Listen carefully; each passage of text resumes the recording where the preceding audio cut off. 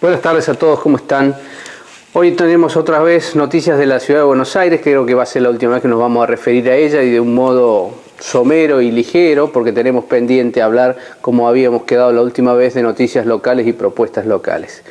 Digamos de la Ciudad de Buenos Aires que finalmente se cumplió el pronóstico de que casi el 90% del electorado votó al Frente Cambiemos, aunque ello no debe hacernos perder de vista que en ese 90% hay un 20% de votos prestados del Frente para la Victoria.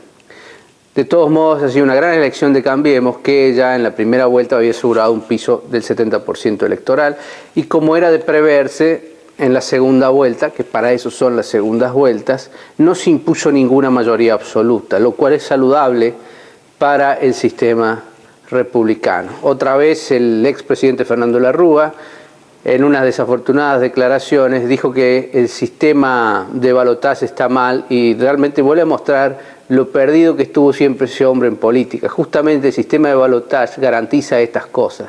Que haya una mayoría al final, que en la primera vuelta todos puedan votar con total libertad, con total fidelidad, con total convicción por cada uno de los candidatos, sin miedo, sin ningún temor a que alguien en primera vuelta se imponga sin el consenso de la mayoría.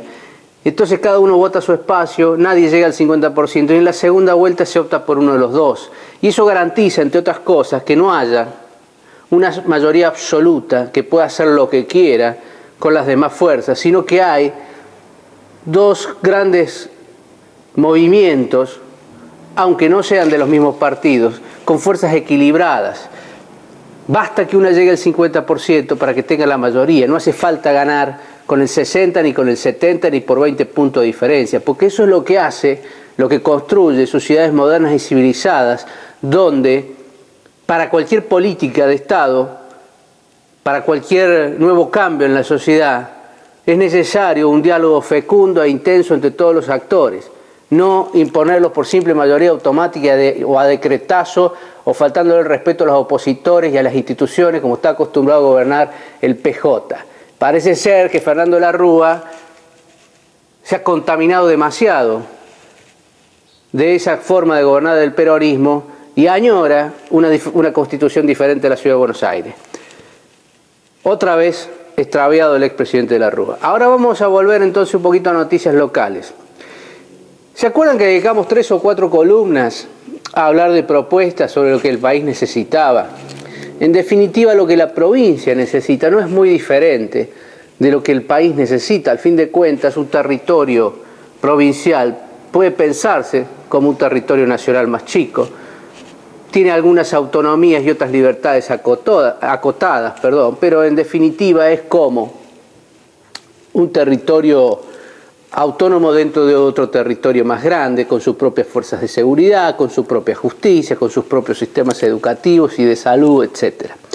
Digamos entonces que lo mismo que planteábamos para la nación hace unos meses, hacia una nueva ley de coparticipación nacional, lo mismo hay que hacer en la provincia, una nueva ley de coparticipación provincial que garantice mejores ingresos a los municipios y que les garantice la autonomía a esos vecinos y a esos municipios para no estar mendigando, como siempre, del buen o el mal humor del gobernante para que esos pueblos tengan oportunidad de desarrollo.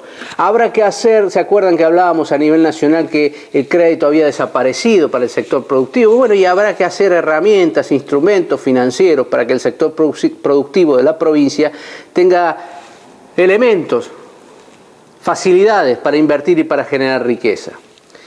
Lo decíamos sobre el sector agropecuario, bueno, en el caso de Villa Mercedes habrá que replantear la extensión, relocalización de los canales de riego, habrá que pensar de vuelta la zona de Quinta, si vale la pena algunos canales rescatarlo o directamente es mejor pagarle o financiarle al productor la perforación y la colocación de una bomba en profundidad para que esté asegurado el recurso más importante para que le garantice previsibilidad y sustentabilidad de su producción, que en definitiva es el agua, y no estar esperando que si el Liqui Vulpiani tiene caudal o que si no le cortaron el paso a algún otro vecino o algún otro que está enojado, etcétera. O que el consorcio de riego se peleó con el gobierno, cosas todas que ya conocemos que han pasado. Garantizar la sustentabilidad y la previsibilidad productiva es fundamental para garantizar la generación de riqueza y el mejoramiento de la calidad de vida. Habrá que pensar en un nuevo plan de viviendas, así como decimos que en la Nación no había crédito hipotecario.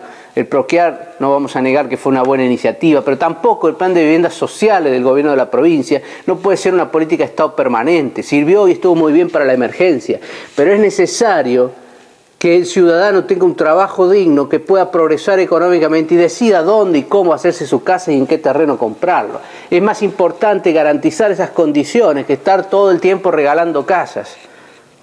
Por supuesto que en la emergencia hay que hacerlo, pero mientras hago y contemplo y me ocupo de la emergencia, tengo que ir creando las condiciones sociales, económicas y políticas para que un segmento de la sociedad pueda progresar y pueda ser libre y digno y construirse su casa donde quiera y como quiera. Otro plan importante sería, a mi modo de ver, limitar un poco las funciones policiales del Estado en lo que tiene que ver en materia tributaria. Desde ya hemos dicho en algunas columnas sobre el autoritarismo que ejerce la Administración Federal de Ingresos Públicos a través de ese señor impresentable que es Echegaray, en el que, sin pasar por la justicia y sin mediar intimación alguna, ni derecho a defensa, se bloquean cuentas corrientes, se embargan cuentas, se saca a productores del registro de operadores de grano, se saca a grandes empresas del registro de exportadores, se saca a importadores del registro de importadores. Toda esa maraña burocrática pensada únicamente para la corrupción de ese segmento de pseudocapitalistas amigos que asolan a la Argentina y que están en consonancia con todos esos funcionarios nacionales, esa manga de burócratas que nos han hecho estancar durante 10 años. Debemos decir entonces en la provincia que habrá que tener una política tributaria diferente. El ingreso bruto es a todas luces, a toda vista, un impuesto, a mi modo regresivo, inconstitucional, porque grava la facturación y no la utilidad de una empresa. Y encima tenemos doble imposición porque te lo cobra la gente de retención y después se lo paga de vuelta el comerciante cada vez que hace una venta o una liquidación. Y generalmente ese dinero no es devuelto como corresponde. No llega a fin de mes el comerciante a la ventanilla del banco y dice: señor, el Estado le cobró de más, acá tiene un cheque. No, se lo devuelve en crédito fiscal que vaya a cobrarlo quién sabe cómo y cuándo. Lo mismo hacen con los subsidios al sector agropecuario. Primero le cobran la retención para después darle un subsidio que finalmente nunca le da, esto a nivel nacional ya. Entonces, ingresos brutos, política provincial tributaria que hay que cambiar o eliminar. Impuesto automotor, demasiado excesivo, demasiado alto, está de más, atenta. Y por último, las regulaciones al comercio y la industria en cada ciudad, me refiero tanto a las provinciales como a las municipales. El Estado municipal no puede ser un ente policial que esté todo el día persiguiendo a los comerciantes que están generando trabajo y creando riqueza en la ciudad, molestando a cada uno. Hemos dicho en alguna columna ya que Bill Gates, Steve Jobs, que fundaron Apple, Microsoft, nunca hubieran podido hacer nada en la Argentina, porque entre otras cosas en Argentina es ilegal crear una empresa en un garage, porque al Estado le molesta si uno está trabajando y quiere ser libre y quiere ganarse su propio ingreso, porque quiere regularlo todo y meterse donde no le compete. Esta es otra de las cosas que hay que cambiar en la provincia. Y por supuesto, lo mismo que decíamos para alguna vez en alguna columna cuando hablábamos de que teníamos un 30 o 40% de nuestros compatriotas, de nuestros argentinos, de nuestros hermanos que están sin cloacas, sin agua potable. Y bueno, en Villa Mercedes tenemos que hacer de vuelta la red cloacal, toda de vuelta, porque está obsoleta. Fíjense cómo, y desagües pluviales ni hablemos, fíjense cómo los pequeños problemas son comparables a los grandes problemas a nivel nacional. Y esto por solo mencionar algunos. Todavía no hablamos de la problemática industrial, no hemos hablado del turismo, no hemos hablado de la industria del software, de alta tecnología, biotecnología. ¿Cómo puede el gobierno de la provincia apuntalar estos sectores para que San Luis empiece a generar industrias de alto conocimiento y de alta tecnología? Cosas que quedarán pendientes, pero estas son algunas de las propuestas que tenemos, que acercamos a los diferentes candidatos y que yo mismo, en algunos casos, estoy haciendo para que todos vivamos un poco mejor.